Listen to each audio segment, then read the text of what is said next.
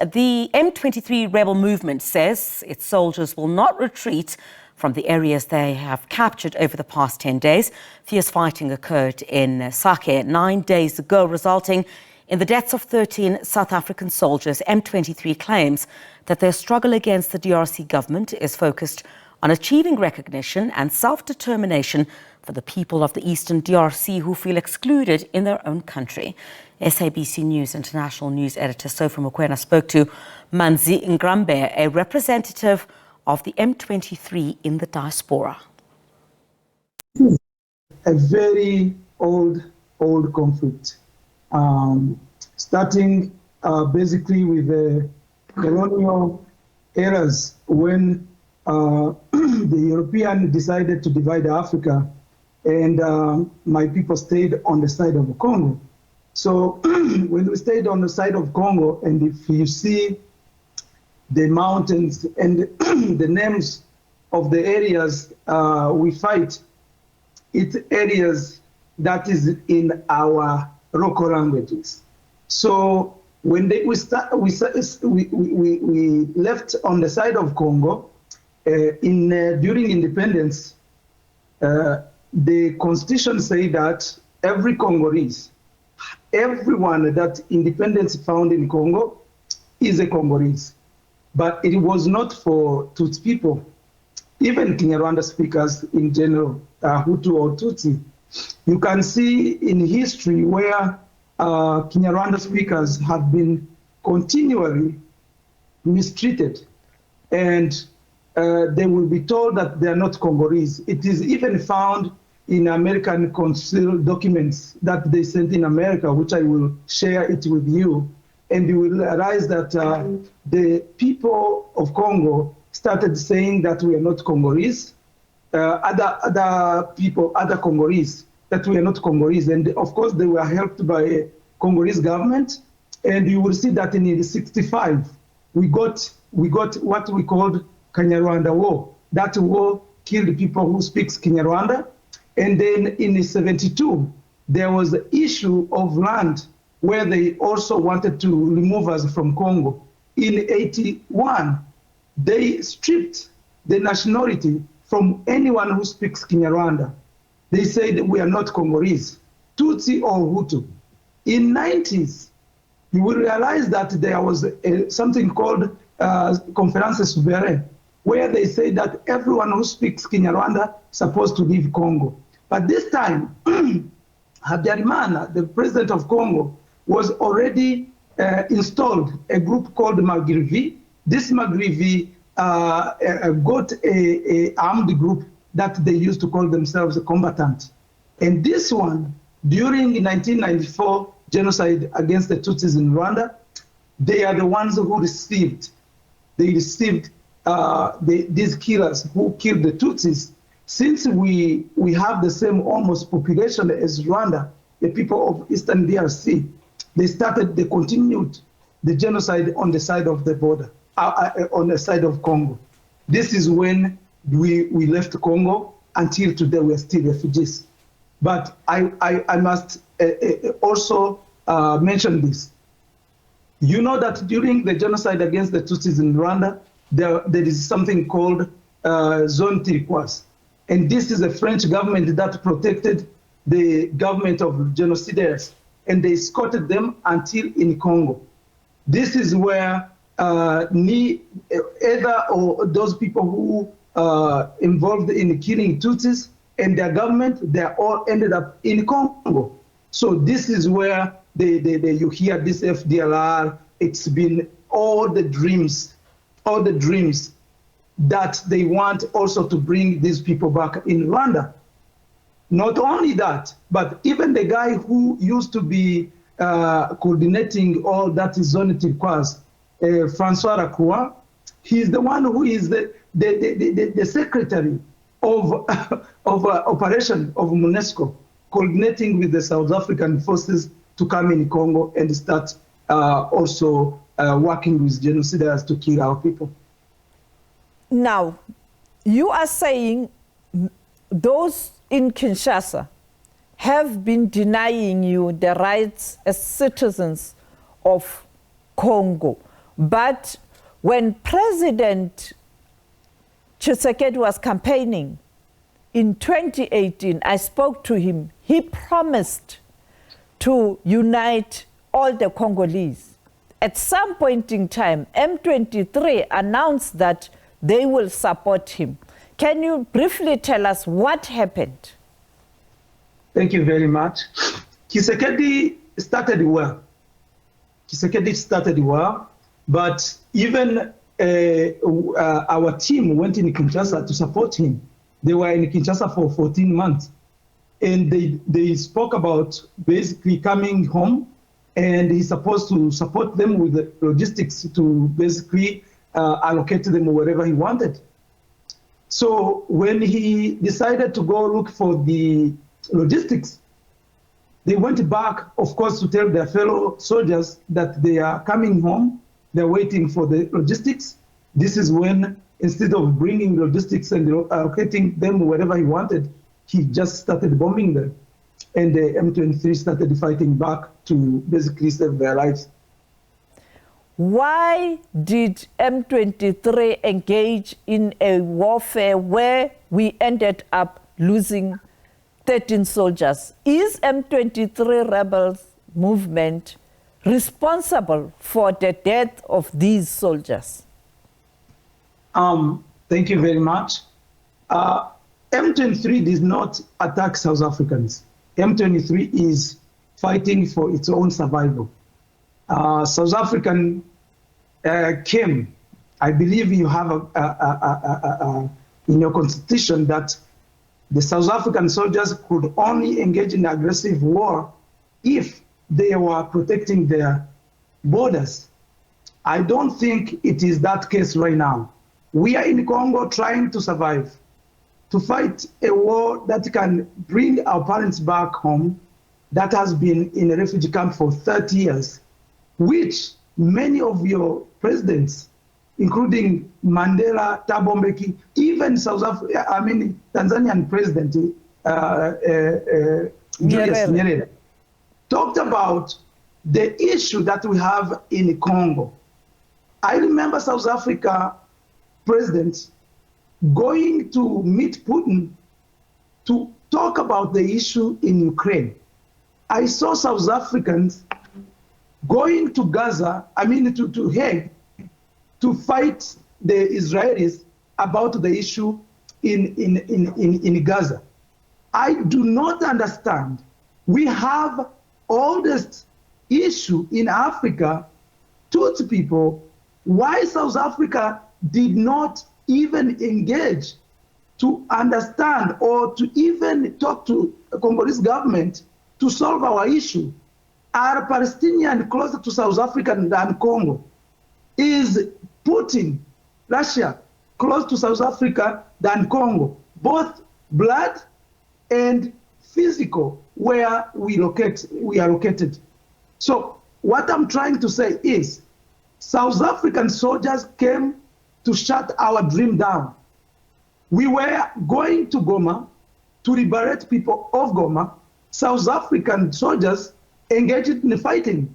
As you know, bullets do not have eyes to say this is the enemy, this is not.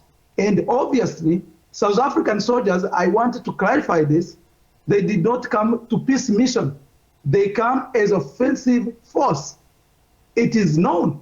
So South African, we even gave a communique.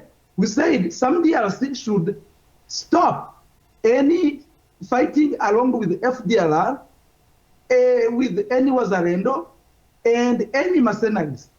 South African, that just came out of apartheid. Who knows how painful it is to be stateless in your own country? Is the one that is sending soldiers to come and block us from coming home. I don't think South Africans understand this, and I don't think many South Africans support this idea of bringing South African soldiers. I don't even think that soldiers, South African soldiers themselves would choose to come to do what they're doing right now. So, in short, South African can be soldiers who are in MONUSCO right now, the some should be go through where the mercenaries passed through, which is Rwanda, because the airport is shut down. Even the dead, they can be repatriated in the same way. They can go through Rwanda and they fly in South Africa. But to say that we attacked the South Africans, anyone who is saying this, I don't know where their mind is, because that is Congo. It's not South Africa. Goma is not Soweto or Pretoria or any other place. It's Goma. It's my ancestral. We have never, ever had a problem or issue with the South African soldiers. It's a war. When someone is fighting you, you will not sit by and just wait to die, just to freeze them. But South Africa, we have never engaged with the South Africans just to look for South Africans. No. And where they are right now, they are in the areas where we control. If we were bad people, we could have done something bad. Our intention is survival, is not hostility. And if you saw how many thousands of, hundreds of mercenaries, none of them had the issue. We took them and we sent them back home. Anyone who is in Goma who needs our assistance to assist them get home, we are ready to do so. Are you ready to assist South Africa to be able to evacuate those who are injured? Those who, the soldiers who were killed, because the families in South Africa are worried. I know. Thank you very much. I think I honestly sympathize with them to find themselves in a situation where they're defending the interest of a person, not a country, because South Africa has no interest in Congo to send their soldiers to die for Tshisekedi, who Tshisekedi have done nothing for his own people. He's killing his own people. I myself, my mom is in a refugee camp since '94. She hasn't gone back home. Yet, the people who killed our people are enjoying our resources back home. So, in short, South African soldiers we can give them safe passage to go. And as I said, they can go through Rwanda. That's only way they can go. As you know, Goma has no any other country's border. It's only Rwanda that they can go through. Another thing is the people who lost their loved ones in Congo, I sympathize with them, and they need to understand us. There is no any other choice but we are going home. That's all. But also, they can go through Rwanda and they can repatriate the remains of their loved ones. And we sent condolences to the family of South African soldiers. We feel them. We know they're not for their choice, but this is a survival, as I mentioned, and we are going home. People are saying you are being supported by President Paul Kagame. How many Rwandan soldiers are in your region? I don't know if they will trust me, because they tend to trust themselves. That's what I have seen. I have never seen Rwandan soldiers in our soil. But I know they are surprised of things that has happened, where the soldiers can take over the city without killing civilians. Where do you get the arms? Where do you get the arms? You should know this, Sophia. I believe you should. You know, only capturing Goma, not only that we got enough arms, we got even a Sukhoi they used to use to shoot our population. So every time that we engage with the Congolese soldiers, we will get more arms to supply for the next engagement with them. So this should not be in any way. People would say, oh, this is Rwanda because they have weapons. Because Congolese soldiers used to sell arms to even armed groups that are coming to kill them anyways. This is known. You know that they sanctioned the Congolese government because every arms they will buy will end up in hands of armed groups that are working now with the Congolese government. I do not understand why African people do not follow the news from their continent. But Congo is a jungle, is a place where rules of law doesn't exist. How are you going to, if you have now captured certain parts of the DRC, how are you going to ensure that there is law and order? Because you are saying the DRC Congo is a jungle. Definitely. Even we had a space yesterday, and there was a man. He is an analyst. He worked in the American government. He testified himself that he would choose to go in areas where we control a million times than going to government-controlled area. Why?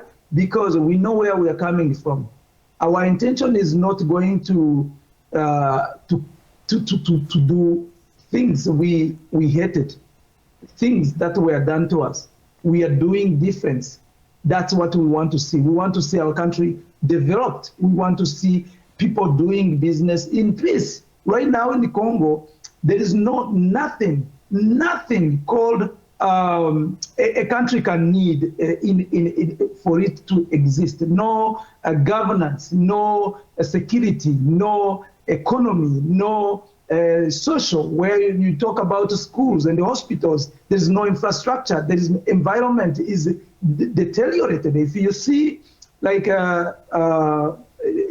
Rwindi, a place called Rwindi, when you see the Virunga National Park, the FDLR destroyed animals and destroyed the trees in the park until we came, and then the animals started coming back. You can visit. I asked you. I said, come and visit. You will see the difference. You know, we do not want to tell you and believe it. We want you to come and experience it. Talk to the people. Even the people of Goma. You saw how they received our soldiers. They were very happy. Where to from here? Where to from here? Sorry? You now have Goma. Yeah. What is happening now? Are you going to engage in peace talks?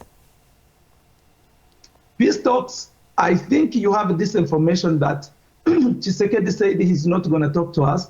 He will talk to Kigali. So you can let him. It's like you have a headache, now you are treating a foot. Because you can't tell me you're engaging, I'm engaging with you right now, but I'm answering the questions of someone that I'm not even seeing in a picture. That is not going to get him anywhere. This is an issue that needed only national dialogue, peace and reconciliation, just for the internal solutions. So we have never rejected a peace talk. You remember when the East African community came in our country, our forces retreated back, and left the empty areas, and to the point where the government started occupying them, even when it was not lawful. And until then, they kicked the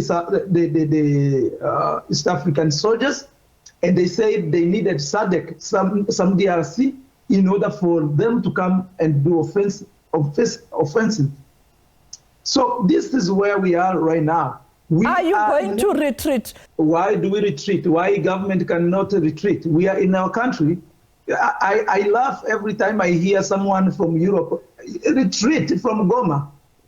And yet, their mercenaries have been there. They never tell them to retreat. They should tell MONUSCO to retreat, because MONUSCO is one of the armed group. MONUSCO is armed group. We have seen multiplication of armed groups since MONUSCO took over in '99. We didn't have more than 2 armed groups. I think it was Mai Mai and FDLR. Now we are talking about hundreds of them since they arrived in the area, killing our cows, raping our women, burning our villages. None of those, whether you see in Ituri what happens in Ituri, whether you see in what happens in Murenge, whether you see in what happens in North Kivu, you will realize that MONUSCO was there to take the minerals. They were always singing, oh, M23 is fighting for minerals. But you know, This is our country, whether there is minerals or not. It's our country. We cannot run away because there's a minerals, so we can't claim our right to exist. Okay? If there's a minerals, so what? It's our minerals.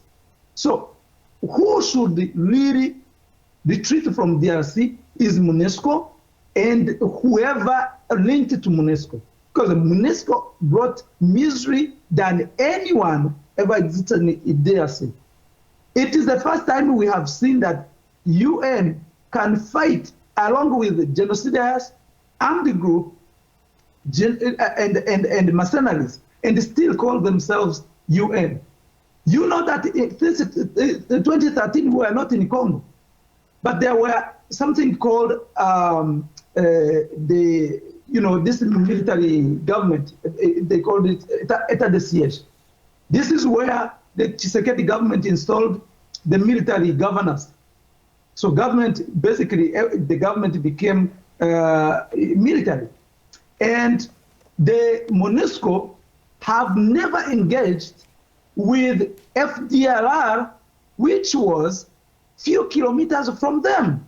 And our people have been dying, kidnapped, and this. MONUSCO was there. So who should really retreat from Goma? Is it the people who are bringing peace or the people who are causing havoc? So in short, we are not going anywhere, and everything else have been tested. In 2013, they said, oh, get out of the Goma, and people did it. Did Goma get peace? Did our people come back? So is human right they always sing about for some people and not for the other? Doesn't UN know that we have hundreds of refugees outside the Congo since '94? What did they do? How long do they plan for us to go back? But I will tell you why they will not do that. Because when there is refugees, UNHCR workers will get employment. When there is chaos, they're thinking about these thousands of MONUSCO who are going, because we are solving the issue of peace, like the insecurity, in days. Like you will never hear this nonsense of people dying for no reason. And when they do that, they have no reason to stay in Congo. So they're scared that we are going not only to expose them because they did nothing with the resources they have and so many military personnel, but they're going to also lose employment. Those who are executives there, they're coming to be cleaners here in their own countries. This is why South Africa should not engage here, because South Africa, we take it as a role model for Africa. They're supposed to stay that way. And they actually engage in dismantling these mafias that comes to steal our resources while they're accusing those who are defending to the just existence, that they're the ones looting the resources. SABC News international editor Sophie Mokoena speaking to both the DRC government as well as the M23 rebel movement, bringing us both those interviews, both sides of what is all unfolding now.